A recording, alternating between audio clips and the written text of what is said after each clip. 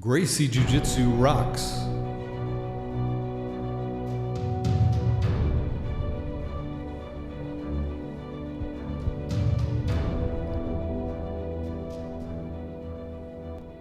Welcome to the Gracie Jiu-Jitsu Rocks podcast, a podcast dedicated to Gracie Jiu-Jitsu and all things Gracie, including self-defense, competition, anti-bullying, women's self-defense and empowerment, nutrition, and most especially, the people involved in Gracie Jiu-Jitsu.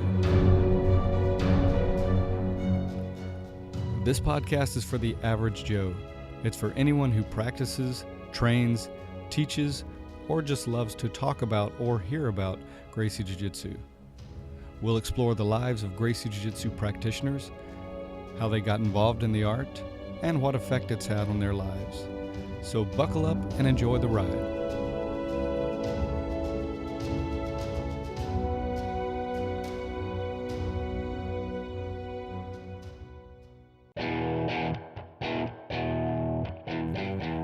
Welcome to episode 103 of the Gracie Jiu-Jitsu Rocks podcast.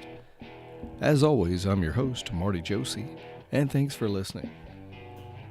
This episode will wrap up the year for the show. We are at the end of the year, and it's been a really good year. I've enjoyed this year immensely on a personal basis, professionally, and certainly as well as Jiu-Jitsu growth and for the show. The show's had a really great year, had some great guests.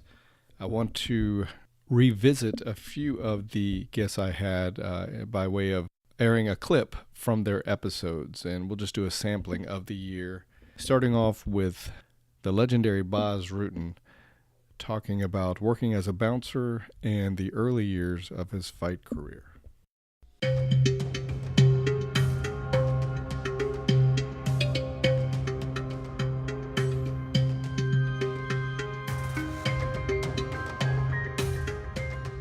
Really great. But speaking of real self-defense in the street, though, you were actually a bouncer for some time, right? Yeah, I've been for a while. That's not the smartest idea, right? But nowadays, I think it's way more dangerous than at the time. But at the time already, it started getting worse. But if you got good partners you work with, and I was the guy they liked because I could fight, but I was also known for, well, if there's a situation, 9 out of 10 times we're not going to fight because I talk them out of it. I'm very good with talking with people, and I take them to the side, give them a beer. Come on, let's go over the situation. What happened? You looked at my wife. Well, actually, that's a compliment. Did he touch your wife? No. I say, come on, man. You should be happy. That means you're dating a hot wife. And then they start thinking, and I say, okay, you want to be able to do it? And boom, suddenly the fight is over. Now they're kind of actually enjoying it because they got a beautiful wife. I said, oh, well, if he oversteps and he grabs your wife and he does something, then I can understand that you get angry. Yeah. But man, just looking at her, come on, man, that's a compliment. Yeah, that's a perfect reframe. Just shift it to a different way of looking at it, and it becomes, oh, that's a compliment. That's brilliant. It's hard. It's what I do in the car also. When I get out of my car with people go, oh, shit, here we go. Like my wife thinks. But I tell my wife, I say, listen, you've been with me 30 times that I get out of my car. And I just walk to the people with my hands up. I say, listen, I just want to talk. I said, but let's go over the situation, what just happened. You honked the horn for like 15 seconds behind me because the light turned green and I didn't leave immediately after 2 seconds. It's kind of stupid, right? And then they look at me and they go, yeah, I'm sorry. You see, that's the only thing I'm saying. And then I get in my car and I go, I never go out for a fight. I always go and talk to them and make them see that what they're doing is stupid. Or like somebody keeps honking the horn because I didn't see him. And then I get out of the car and say, do you think I saw you? Do you really think I did this on purpose? No, of course not. I say, so why are you honking the horn? You make never a mistake. Well, you're the perfect one, but let me give you a hand. I mean, I thought Jesus and Mary were the only ones who never made a mistake, but apparently I found another person.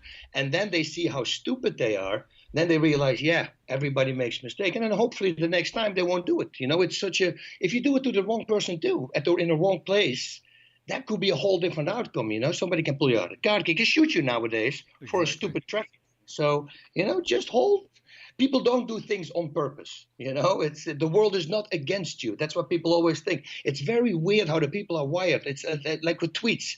You get 500 great tweets and then you get one negative one. You forget about the 500 great tweets you had. You focus on that one annoying text. And I go, dude, it's just somebody's opinion. You like blue, I like green, whatever. But once it gets bigger, like politics or religion, now suddenly people, you need to do what they do, you know? And I go, no, let everybody be free, dude. Relax. So true. So true. So many people are in reactionary mode, and just if they could just take a couple of seconds, take a deep breath and just think and then react from, a mindful place instead of just react, that'd be a lot better for sure. It is. Take it, but they say count to 10, and people will be amazed. It's what I say to all my friends and my cousins and everybody. If somebody writes something really annoying to you, do not write back immediately. Let it go for a day, because the response you do next, what you can do, what I say, tell them what you want to write them. Write it in a Word doc, but don't send it. And then the next day, read back what you wanted to write him. I'm 100% sure that at least 40% you're going to edit out, because now you're not as angry anymore. And most of the time, you're not even going to send it anymore, because you realize it's a stupid thing. Why did I get so angry? People think it's personal if you tell them, oh, I'm a Republican or I'm a Catholic. No, it's not personal. We all make our own decisions. Let people be people. So true. All right, so let's talk a little bit about your fight career. I remember you way back in the Pancrase days in Japan, where you won the title of King of Pancrase multiple times. So what was it like in those days for you, Bas, and being part of that organization in that era? It was the most amazing thing for me. It really was. You have to understand, we always used to go, I'm from Holland originally, and we used to go on vacation, but in Europe. So if we go to Italy, that's a 9-hour drive. We're in Italy. If we go to Paris, it's only 4 hours. We're in Paris. So we drove everywhere. So I'd never been on a plane, and my first plane ride was 13 hours from Holland. It's 13 hours to Japan. So that by itself was already crazy. And then coming in Japan, and then do the fight, and the next day people, like 1 out of 10 people, 2 out of 10 people would stop on the street, like bow or do something. And I had no clue what was going on. And then I realized the magazines, the newspapers, there were pictures in there with me in the splits hanging, and then my opponent knocked out on the ground, Nice. And I go, oh, wow, this is so crazy. It's so big here. I remember spending a lot of money talking to my wife as well. And there was also another thing, because I put the guy in the hospital. He didn't wake up. And it was a very scary time for me at that moment, because I thought, if this is something going to happen to him, I don't want to do this anymore. I was kind of freaking out, but thankfully he came by and everything was good. I'd actually fought him again. It was my shortest fight against him and my longest fight, because the first punch in my rematch, I hit his skull. He came suddenly forward and I broke my hand on the first shot. So I think with Pancrase, with the rules that they had at the time, I submitted him 5 times, because 4 times he was able to grab the rope and I had to let go. And that's like, counts like an 8 count. So your point has been taken away. So then at the moment when he grabs the rope and I let go and the fight continues, at the end of the fight they say, okay, he grabbed the rope, so he lost. Now I let him grab the rope because it was a 30-minute fight, 30 minute at the time when we fought. It was 28-minute fight, and the fifth, I submitted him 5 times in a row. Wow. Incredible. Okay, next up is Professor Flavio Almeida. And Flavio is the executive director of Gracie Barra North America. In this clip, he shares his thoughts on winning his 3rd Masters World Championship and his decision to retire from competition. And was the culmination of 25 years of competing as a Gracie Barra athlete. So I just wanted to say congratulations. That's a huge, huge thing. And what an incredible accomplishment. And I noticed on your Facebook you had a post that said, I have done less than I wanted, but much more than I could. My mission is accomplished. So start by just telling us what that latest victory and event was like for you, and then maybe elaborate a little bit on what you meant by that post. Yeah, so for me, I love competing. It's been a big part of my life and big part of who I am. I think a big part of my identity, comes from being an athlete. So it's a tough decision to step away from it, but it was time. Taking too much. It was consuming too much from me, more than it should at this point of my life. I have a lot of other roles that I'm trying to excel on. So competition was taxing. Other incredible opportunities that I have to contribute more to my family and my team. As far as like that accomplishment, winning a world championships is always an incredible feeling. Something that I think few have the privilege to experience. And the bracket was very, very difficult to my surprise. I usually don't look at brackets before. I don't study who am I going against. I was very surprised with the level, which makes the victory even more rewarding, you know. The fact that I had the chance of concluding my competition career with a win. And I felt that's another thing. Like sometimes you win and you don't feel like you competed well. On this tournament, I felt like I competed really well. For the time that I put into it, I felt great. And I was able to execute on a game plan that was very outside of my standard jiu-jitsu. You know, I was pulling guard and doing some pretty crazy sweeps. So it was really, really exciting, you know, so super pumped. And on my post, you know, I said I've done much more than I could, but I didn't do everything that I wanted. I think as an athlete, as a jiu-jitsu athlete, you always you dream about being the best, right? At every stage of your career. And I had a rough transition from brown belt to black belt, and I had to step out of competition for a while to finish school. So I never had a chance to win, you know, the most notorious title, which is the World Championships as an adult in the black belt division. And I know that I had if I had put everything into it, I know that I could have gotten there, but I never did. So that's something that I'm always going to remember as with a sour taste, you know, like something that I really wanted to do, but I never did. But hey, that's okay, man. I got a bronze medal a few times, and in the last tournament I lost, man, I promised myself that I was never going to lose something that was important to me again in my life. And I think those defeats made me a better fighter, they made me a better teacher, and they made me a better man. So better than the gold medals is the lessons you learn from it, you know. Nice. Well said. And, you know, I think it's kind of human nature, or at least for most of us, to not minimize, but not fully appreciate, you know, the things we've accomplished, but kind of dwell at least sometimes on that mountain we didn't get to climb, so to speak. But man, you've done so much, and you've had such a successful competition career, including multiple Pan Am World Championship titles in multiple categories. I know that in 2016-17 season of the IBJJF, you were ranked number 1, Masters 2, and have had such a long list of different victories and accomplishments dating way back when you were a world champion as a blue belt in 97. So thinking about that, share with us your thoughts on what it takes to compete successfully at the highest level. It's changed over time, Marty. I think the sport, jiu-jitsu is fascinating, right? It's constantly evolving, and it's, you know, back in 1997, it was the second World Championships, I believe, and it was much smaller than what it is now. So what it took for you to succeed back then is very different than what it takes now. Back then, we didn't have the resources that are available to young athletes today, but we also didn't have this level of competition. You know, there's, you know, back in the 1997, you know, you had Carlson Gracie, you had Gracie Barra, and I think that was about it, man. There was, you know, I don't want to say anything bad, but all the teams that we know nowadays, they didn't exist.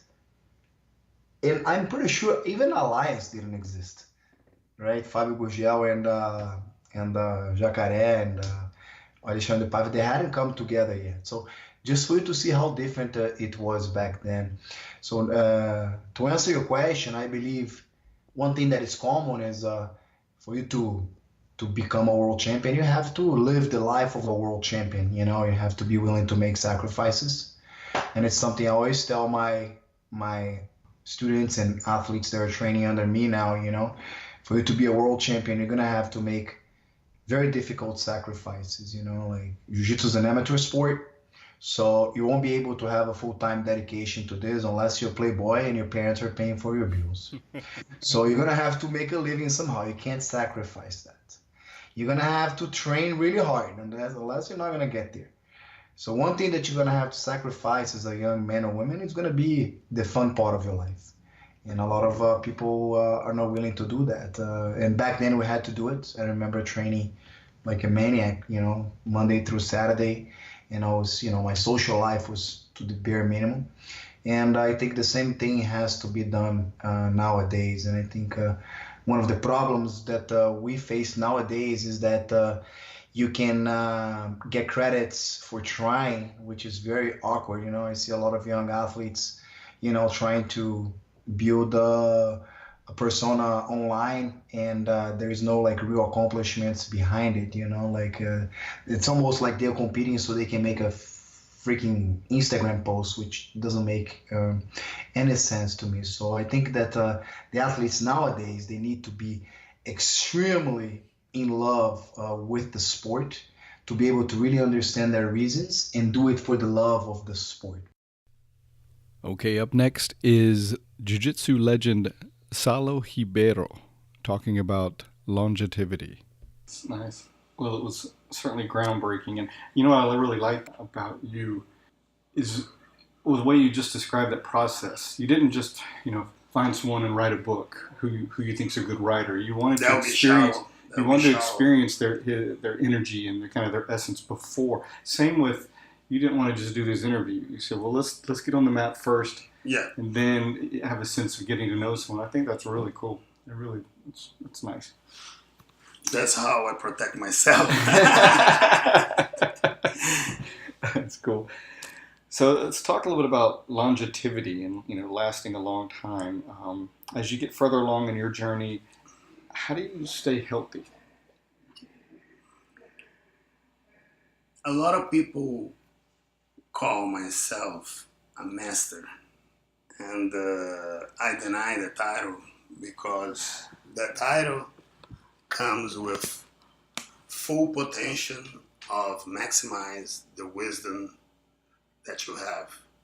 And in my process, I still have to maximize self-discipline. Is the one that I'm very lack of it. And one of the secrets of longevity, do the same thing every day with consistent, even when you don't like, you don't want, and nobody is pushing you to do it. And that will make your body almost like in an automatic pilot when it's time to perform. If you try to take your body to peaks from 0 to 100, you're gonna put too many miles when you're biorhythm. So as a martial art, I gotta keep my body healthy and warm if I want to perform, or if I want to train hard, if I want to live as a martial artist. That's why when a pro athlete comes to me and say, and I ask, hey, well, no, I'm not in shape. That's a sin. If you are a pro athlete, you cannot say you're not in shape because it's your job to be in shape.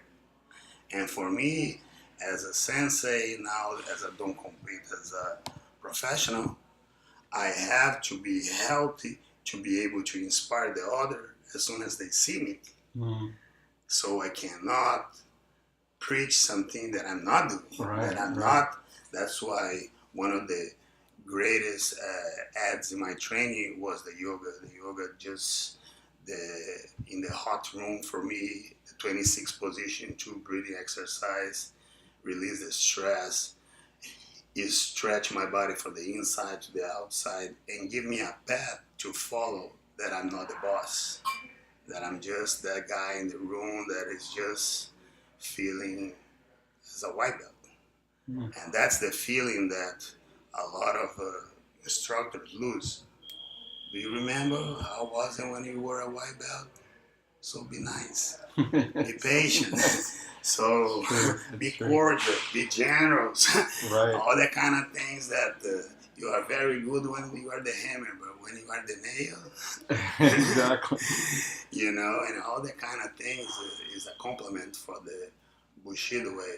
Stay healthy is a must, and it's a lifestyle. Yes. And it has to be built every day, not when you like it. So consistency, and it sounds like mindset is huge to you in that process. That you got to exercise every day, or you got to do the things you need to do, like you said, consistently, even when in you're order to get mobile. Mobility. Mobility. Yes. Tiger routine in our system Yes. is the first thing that I check in an instructor when I go overseas. Show me tiger routine. Because then I know if he is exercising himself, he's better himself. Because he can come to me and say, oh, I'm hurt, but tiger routine doesn't make you not able to exercise yourself, Right. be mobile. For people who don't know what tiger routine is, explain that just a little bit. Tiger routine is a combination of the 7 different exercises with foundation in Hapkido, Jeet Kune Do, Ginástica Natural, and yoga that combine breathing, explosion, athleticism, and mobility with techniques that will simulate the positions that you're going to do in Jiu-Jitsu. Have you read my book? Yes. What's one of the most famous quotes? If you think, you're late. If you're late, you must. If you must, you get tired. If you get tired, you're going to get beat. No, that's it. And that's the definition of living the moment. Mm-hmm. And that's what Jiu-Jitsu brings to your life. That's it. Living the moment. What's the most important time? Now. And if you That's think it. too much about it, you're not smelling the rose right now. I think that's super important in jiu-jitsu, but in life now in our society, it's an epidemic, living not in the moment and being so frazzled and being concerned with everything else except being mindful of what you're doing. If you're drinking tea, if you're eating, really being present with it, whatever you're doing on the mat. And I think that's what we really need to get back to as a society. And for example, certain students get here, I want to do just because I want to lose 10 pounds. Say, no, let's try to lose the first one, not sacrifice your family, Right. not be grumpy, Right. not punish yourself too much. Can we do that? And then Yeah. they laugh because that's what they preach. But then when they have to explain, they just go to the same path. It's true. It's true. Okay, next clip is from Mike Bidwell, creator of BJJ After 40 and Flow Life BJJ. In this clip, he talks about how studying other arts can help your jiu-jitsu. Doing martial arts. I remember the worst thing that I ever did as a teenager was I got all my friends to do martial arts too, and we would sneak to the karate school late at night because they had a key, because they'd let me clean the school, and we'd go in there and do martial arts all night. We'd tell our parents we were sleeping over at each other's houses, and we'd go to the school and we'd hit the bags and we'd do forms and spar and stuff, and then we'd sneak out of the school and go back home in the middle of the night and do our thing, and that was my beginning in the martial arts. How old were you then? I started when I was 10 or 11, and then, did it all through high school, and I've never stopped doing martial arts since then. It's been an entire, my life. So when a lot of kids are sneaking out to do a lot of very different kind of things, Yeah, you're sure. sneaking out to go do martial arts. Right, That's right. awesome. I wasn't, I Love it. never, and I believe in martial arts for kids because I feel like as a teenager, I never really got into any of the bad stuff. I wasn't doing drugs, I wasn't drinking alcohol, I wasn't creating problems for my parents, I wasn't getting into trouble. The worst I was doing was going to the school and training all the time, so it was such a positive, experience for me as a teenager. And, I just, it was amazing, looking back. So where'd it go from there? Well, I started out doing Taekwondo as a kid. And I think most people did back then because it was you went to the closest karate school to your house. And that was the closest one because I had to ride my bike there every day. And so I got really into Taekwondo as a kid. And started competing and going to tournaments and stuff. And I got really into that and eventually got my black belt in Taekwondo. And what I started to notice as a young martial artist was that I felt there were holes in my martial arts, right? So I did Taekwondo and I could kick really well and I was pretty athletic and I could jump up and spin in the air and do all that cool stuff. But I noticed that the hand strike and the punching in Taekwondo lacked a little bit for me. We weren't really hitting to the head, it was punches to the body, and it just seemed like that part of my training was missing. So after, I was in Taekwondo for a while, I ended up doing Kempo karate. And at the time, to me, Kempo was the thing. It had hands, it was a lot of hand striking, and the school that I went to was really more like a kickboxing kind of school. We would do forms, but we sparred with 16-ounce gloves on, and we were pretty much banging full contact. So that was, Taekwondo led me to Kempo because I really felt like I needed, to learn how to throw with my hands. use my hands the right way. And then I got into boxing and kickboxing and did a few kickboxing matches. And, eventually that led me to ninjutsu. So before you, I want to definitely want to Yeah. hear about that. But before you get to that, how was the transition from Taekwondo to Kempo? Because I actually did the opposite. I was doing Kempo and loved the the rapid hand strikes. And then I moved to this small town, and all they had was Shaolin Kung Fu and Taekwondo. And I had a lot of friends that were doing Kung Fu, but I had never competed. And I said, let me try competing. And Taekwondo certainly does that. So I went to that, and it was just very different. Going from a lot of rapid hand strikes to not that much was really difficult for me. Sure. But, what was that like for you, that transition? I enjoyed learning how to punch more, because I hadn't really used my hands a whole lot. I was always like a really good kicker. I have long legs. I was always, fairly flexible, but not even back then. Wasn't nearly as flexible as I am now. But I could always kick really high and do a lot of cool kicks and stuff. But I always felt like my hands were pretty weak. I didn't know how to throw punches the right way. So in the school that I was going to was very much like a kickboxing kind of school. So there was a lot of even more Western boxing style punching. So it wasn't like the traditional chambering at the waist that you see in Taekwondo and karate. It was more keep your hands up and throw punch, jabs, crosses, hooks and uppercuts more than anything else. So I really liked the kickboxing. It was a lot of fun. Nice. Yeah. Nice. Then you went to ninjutsu, so that's pretty cool. Ninjutsu, yeah. Not that often I get to meet someone who is a ninja. Actually trained so it. Actually cool. was a ninja. So what's funny about that was, and you have to put it into the perspective of the time period, right? If you go back, and a lot of young guys don't realize this, but there wasn't jiu-jitsu here 25 years ago. It just wasn't here. If you were lucky enough to be in someone's garage 25, 30 years ago, one of the Gracies or something, you probably had access to it. But most people just didn't have access to jiu-jitsu. So for me, ninjutsu at the time was very popular, in the media more than anything else. But it was always hard to find a school that did ninjutsu. And I ended up training with a guy who trained under Robert Bussey. So if you look at ninjutsu, there were basically two schools back then. There was Stephen Hayes, which wrote a lot of books on ninjutsu back in the 70s and 80s. And he's more of had more of a philosophical Zen-like approach. And then there was Robert Bussey, who was more combat-oriented. Well, the guy that I trained with was under Robert Bussey, so it was more that kind of avenue. Which, for me, it led me to grappling, because we were doing joint locks and we were starting to grapple and we were doing a lot of cool stuff like that. It wasn't ninjutsu in the sense of we put masks on and stuff. I never owned a mask. I never had one or anything like that. But it was more of exactly. But it was more of the combat aspect of it. And that's what really attracted me to ninjutsu, because it was we're doing joint locks now and we're choking people. And it was sort of a very raw, kind of dirty version of jiu-jitsu for me. It wasn't as technical, obviously, as jiu-jitsu is, but it was a stepping stone for me. So it was super important. And I got a lot out of that training, and I eventually even got my black belt. So you could say I'm a certified ninja now. Awesome. Excellent. Yeah. Back in UFC 2 or 3, didn't Robert Bussey have Robert a Bussey, student? yeah, and that was student in there? Yeah. I remember that, because that was he didn't fare to a poor guy. He had a rough time, didn't he? Yeah, he got pretty much killed in that fight. That was and that was in that time for everybody. And it was and it wasn't just ninjutsu at the time. Every martial art was being exposed. It's true. And I remember when I started training jiu-jitsu, for me, I dropped all my other martial arts. I decided I didn't want to do any of those martial arts anymore, because I wanted to fully jump into jiu-jitsu and really embrace the art. And now, years later, it's all come full circle for me. I can see where and I'm sure you feel the same way, those traditional martial arts that I practice really serve me in jiu-jitsu now. Absolutely. Yeah.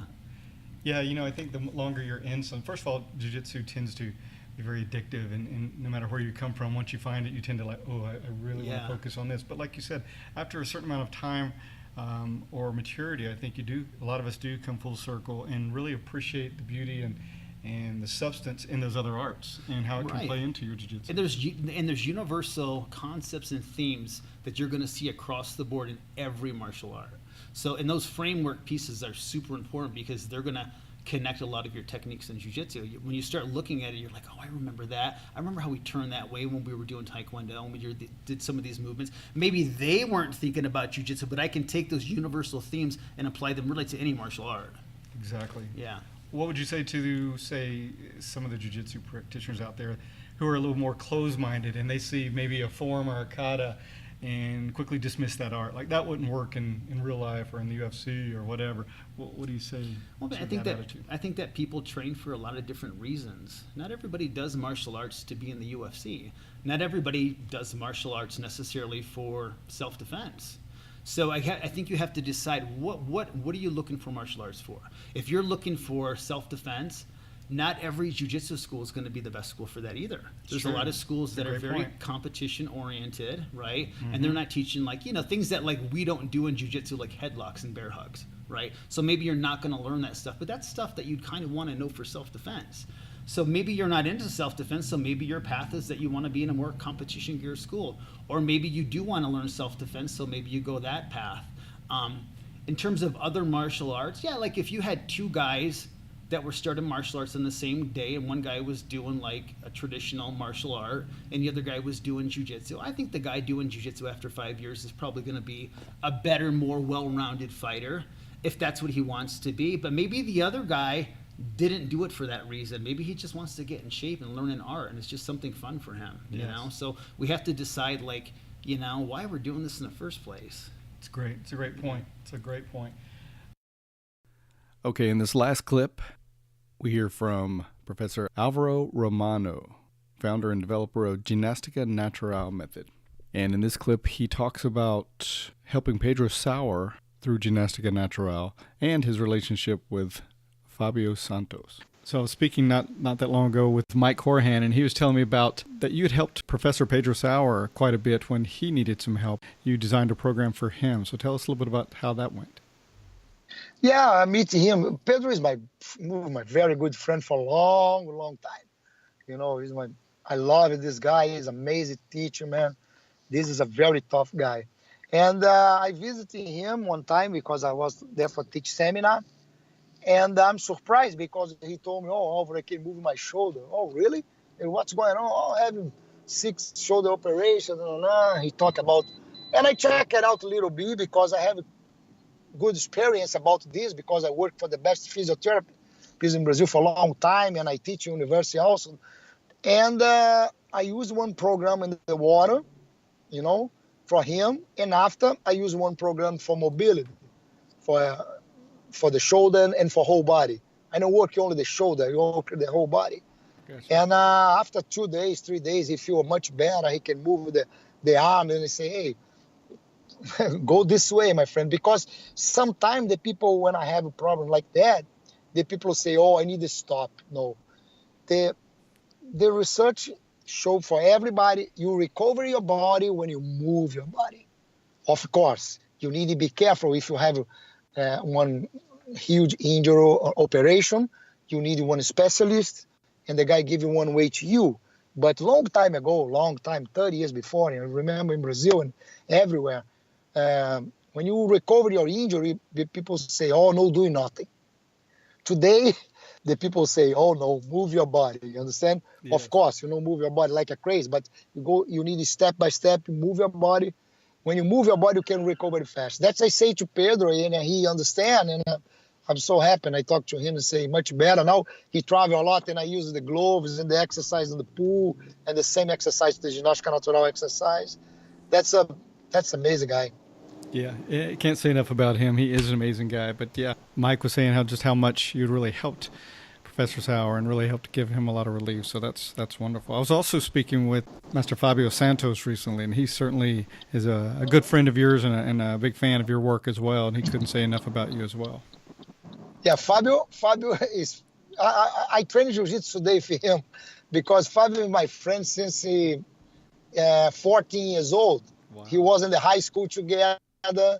He was in the university, the physical education university together.